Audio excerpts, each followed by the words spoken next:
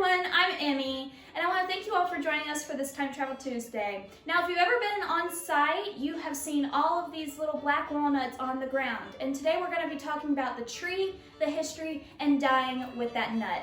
Let's get started. The black walnut tree is also called the eastern black walnut or the American walnut tree. When settlers came to America, They discovered these trees and used them to make products such as fence posts and shingles because the wood was resistant to decay. After finding this out, the tree was heavily harvested. There are even some cases of helicopters stealing trees in the middle of the night, called walnut rustlers. The tree is now scarce and highly demanded. Wood from the walnut tree is highly prized and was traditionally used to make beautiful furniture and gun stocks. The wood is so valued because of its resistance to decay and insects, and it does not twist after seasoning. In recent years, since the supply of black walnut trees have diminished, they are mostly used for veneers. The nuts of the black walnut tree are quite popular and are used for desserts like baked goods and ice cream. The nuts ripen in fall, more specifically September or October, and drop to the ground in the winter. Squirrels are common eaters of black walnuts. The shells, or hulls, of black walnuts are typically ground up and used in a variety of products. Mainly medicinal, the hulls can be used to treat infections such as parasitic worm infections, diphtheria, syphilis, and even cancers like leukemia. It can also be applied as wound treatment.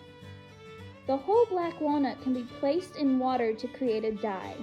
This dye is a rich chocolate brown and is the closest to black a dyer can get naturally. Like turmeric, black walnut does not need a mordant to hold color, but is most likely needed to get a super rich color.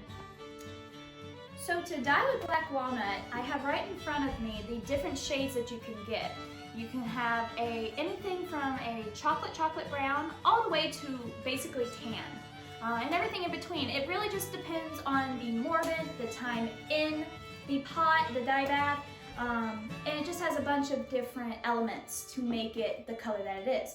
Now, this specific piece right here was left in a gigantic vat of black walnut dye for about 2 days. And see how it is super rich and super dark.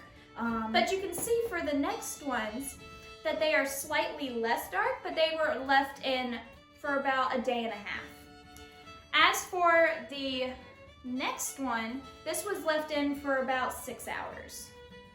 And these three were left in for about 2 to 4 hours. So you can see a difference depending on the duration of time left in the dye bath, depends on the color.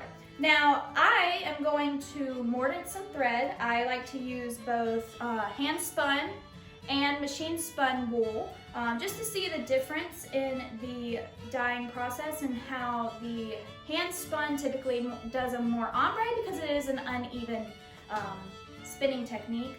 And so I'm gonna put it in my mordant. Now my mordant is just an alum dye bath. And I laid it in for about an hour to 2 hours, depending on how I want to do it. And then once I do that, I take it and I put it in my dye bath. Now my dye bath, I can leave it in, like I said earlier, anywhere from 2 hours up until 2 days. Now this one has been in for about 6 hours.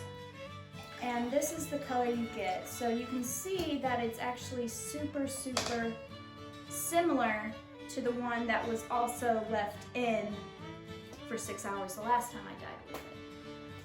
And so I'm just leaving it back in there. So anyway, you want to rinse your wool after you are done with it. Typically you do want to wait until the temperature of the water of the dye bath is the same temperature as the water you're gonna rinse in.